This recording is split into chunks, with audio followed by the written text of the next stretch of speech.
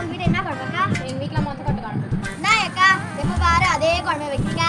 எங்க வீட்ல தான் ஒரு தீனி மாதிரி இருக்கிறானே எப்ப பார்த்தாலும் மொத்த கொட்டை குழம்பு தான் கேக்குறான். கேஸ் ரிப்பேர் மா கேஸ் ரிப்பேர்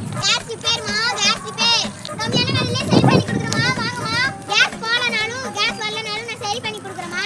ஏய் கொஞ்சம் இருடி, கேஸ் ரிப்பேர் வருது, நம்ம கூப்பிடலாம். கேஸ் ரிப்பேர் அண்ணா கேஸ் ரிப்பேர் அண்ணா, எங்க வீட்டாண்ட கொஞ்சம் வாங்க.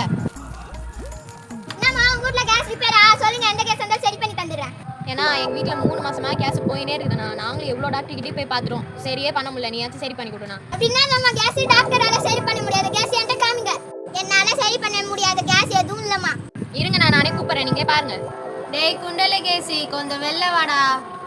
நான் எகான கூட சாப்பிட்டு தானே இருக்கிறேன், சாப்பிடவே விட மாட்டியா? இத வந்துக்கிறான் பாரு குண்டல கேசி, இவனுக்கு கேஸ் போயினே இருக்குது, இவனுக்கு சரி பண்ணணும்.